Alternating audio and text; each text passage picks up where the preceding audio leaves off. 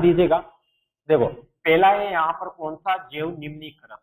जैव से हम समझे तो जीव, जैव से हम समझे तो जीव, यानी जैव निम्नीकृत अपशिष्ट पदार्थ हम किसको कहेंगे कि जो जीवों के द्वारा क्या कर लिए जाते हैं, अपघटित कर लिए जाते हैं, या जीवों के द्वारा इनका क्या हो जाता है, अपघटन हो जाता है।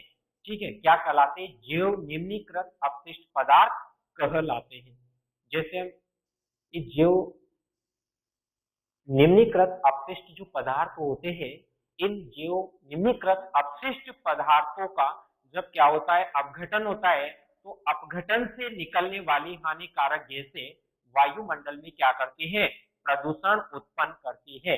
जैसे साहब यहाँ पर बात की जाए किसकी, घरेलू कचरा है, कृषि का कचरा है, ठीक है, और जैव चिकित्सीय कचरा जैसे मांस, रुधिर, रुई आदि, इन सभी को, इन सभी के द्वारा क्या होता है, वायु में यानी कि इस वातावरण में क्या होता है, प्रदूषण होता है। ठीक है, तो ध्यान रखिएगा यहाँ पर जैव निम्नीकृत अपशिष्ट पदार्थ के बारे में। नेक्स्ट है अजैव निम्नीकृत अपशिष्ट पदार्थ। देखो अजैव निम्नीकृत अपशिष्ट पदार्थ हम किसको कहेंगे, अजैव, अजैव निम्नीकृत, अजैव निम्नीकृत अपशिष्ट पदार्थ हम किसको कहेंगे कि ऐसे अपशिष्ट पदार्थ जिनका जीवाणुओं के द्वारा अपघटन नहीं होता है, अजैव निम्नीकृत अपशिष्ट पदार्थ कहलाते हैं। ये पदार्थ लंबे समय तक पृथ्वी पर बने रहते हैं, इसलिए यह अन्य पदार्थों के चक्रण में रुकावट पैदा करते हैं। जैसे बात की जाए यहाँ पर पॉलीथीन, प्लास्टिक, कांच की वस्तुएं, ठीक है, तो इनका जीवाणु के द्वारा अपघटन नहीं होता है। ये बात ये इस पर्यावरण में लंबे समय तक उपस्थित रहते हैं। ठीक है, तो ध्यान रखना, ऐसे अपशिष्ट को हम क्या कहेंगे, अजैव निम्नीकृत अपशिष्ट पदार्थ कहेंगे। ठीक है, नेक्स्ट हम बात करते हैं यहाँ पर कचरा प्रबंधन के उपाय की। तो ध्यान रखिएगा, कचरा प्रबंधन के निम्न 4 उपाय हैं।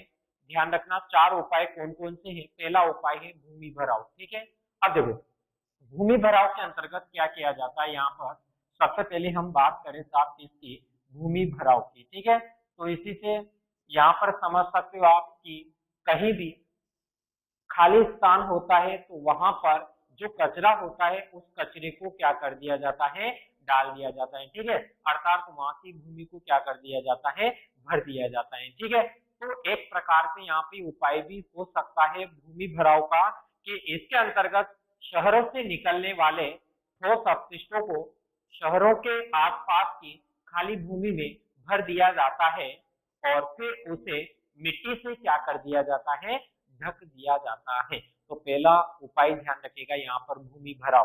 ठीक है, दूसरा उपाय ध्यान रखिएगा पुनः चक्रण। दूसरा उपाय ध्यान रखिएगा पुनः चक्रण। पुनः चक्रण का मतलब हम क्या समझेंगे, इसके अंतर्गत क्या किया जाता है कि जो कचरा है उस कचरे की छटाई करके उन पदार्थों को अलग कर लिया जाता है जिनका पुनः चक्रण संभव हो।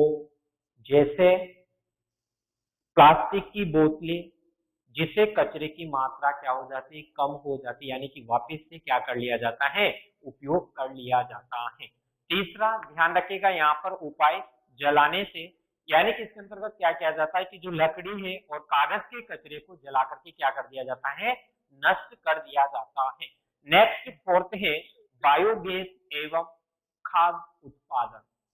बायोगैस एवं खाद्य उत्पादन, इसमें ध्यान रखिएगा इसके अंतर्गत जैव अपघटनीय कचरे का उपयोग बायोगैस तथा खाद्य उत्पादन के लिए किया जाता है, जिससे कचरे की समस्या दूर होने के साथ साथ ऊर्जा का उत्पादन भी हो जाता है। इसके अंतर्गत ध्यान रखिएगा यहाँ पर कि जो जैव अपघटनीय जो कचरा होता है उसका जो उपयोग किया जाता है, तो इसके अंतर्गत इसके उपयोग के द्वारा खाद्य उत्पादन और बायोगैस का निर्माण किया जा सकता है। तो ये 4 उपाय थे, यहाँ पर ध्यान रखिएगा कचरा प्रबंधन के 4 उपाय कौन कौन से हैं, भूमि भराव, पुनः चक्रण, जलाने से बायोगैस एवं खाद्य उत्पादन।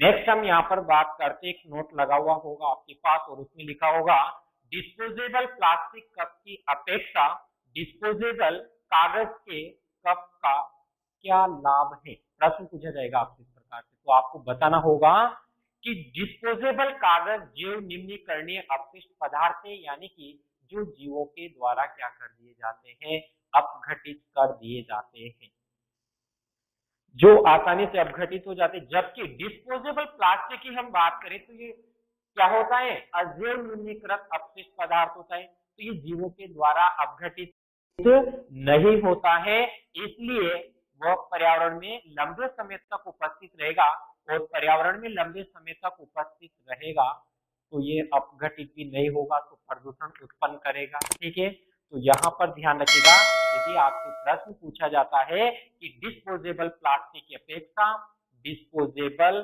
कागज के कप का क्या लाभ है, तो ये आंसर आपको बताना होगा, और आपका ये जो चैप्टर है यहाँ पर ये समाप्त होता है।